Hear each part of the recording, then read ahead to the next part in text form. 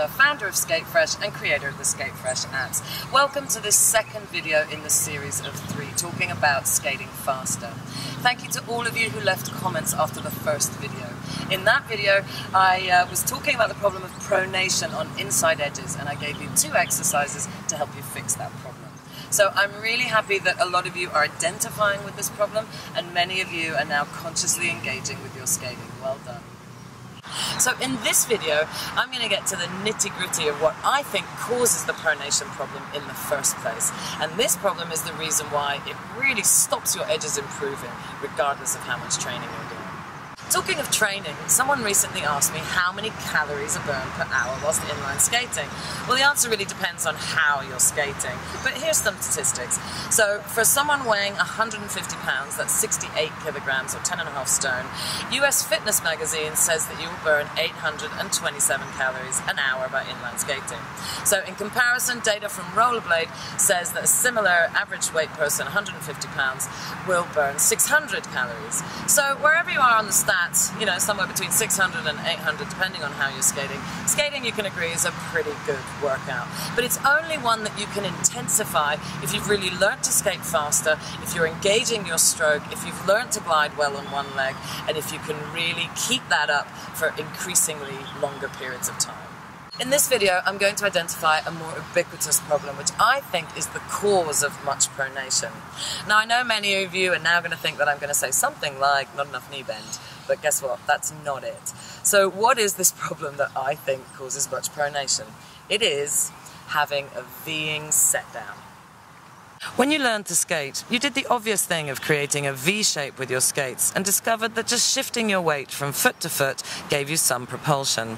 However, as skaters improve in confidence and speed, there's a massive tendency for this V position in the set down to remain in a skater's muscle memory, and so this is maintained and repeated as a skater gets into intermediate and even advanced level.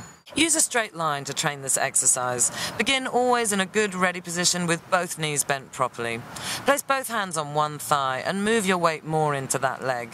Now with the lighter leg, push out sideways to a stroke length of about shoulder width. At the end of the stroke, lift the skate and place it right next to the other skate in a very narrow ready position. Each skate on either side of the line, knees squeezing tightly together. Roll in ready position for at least 5 meters, then repeat on the other side.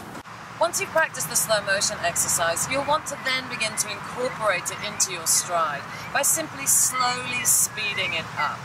So this is going to feel weird because you're breaking a bad habit, but the more you do it, the better it will get. And please do use a straight line to practice this. It's the only way you'll know if you've got rid of your V. So now I want you to consciously and slowly speed up the slow motion exercise in tempo until you have an equal time in the push and the pause in the ready.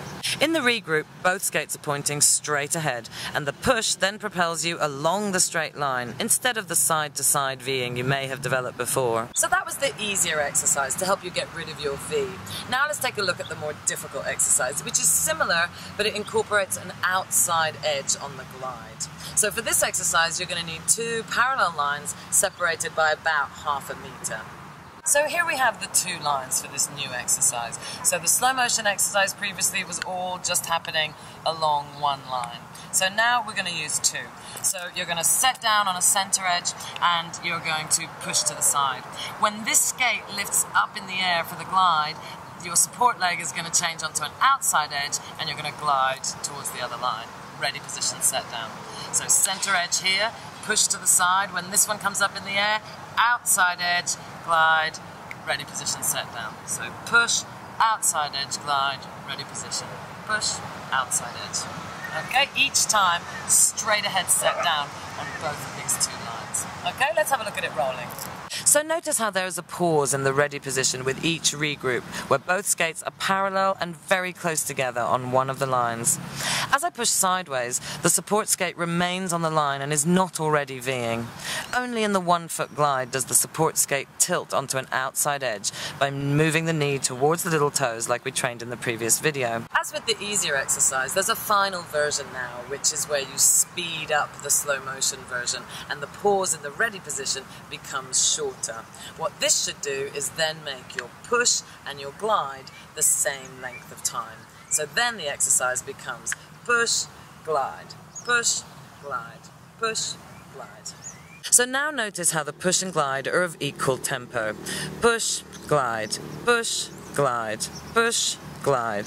So there are your two exercises to help you eradicate the V from your skating and immediately increase your efficiency and gliding potential. Only when your glide and your set down are completely correct do I think is it then appropriate to start working on the power of your push. However, most skaters focus exclusively on their push and they ignore their glide and the direction of their set down. This, I think, is a big mistake. I've seen a tendency for skaters to want to focus exclusively on the strength of their push as the only way of them thinking they're going to get faster. I call this brute force skating. Sometimes the benefits that you get doing what looks like a simple exercise aren't apparent until weeks later. I recommend that you practice these kind of exercises every time you skate, even if it's just a short time, as then you'll be building muscle memory, you'll be breaking old habits, and you'll simultaneously be toning all of those skating muscles, your glutes, your legs, your stomach, and your back muscles. If you keep increasing the length of time that you do these exercises for, then you'll get that aerobic fitness training and your stamina will improve. So in the next video, which is the final one in this set of 3, I promise I will be looking at the push, and we're going to be looking at generating greater strength, accuracy, and of course, faster speed from every push. So let me have your questions and comments over on the blog, and let's get as many of you as possible skating faster, safer, and easier. I promise that when you skate faster and well, you will be feeling very, very much alive. Thanks for watching, and see you again next time.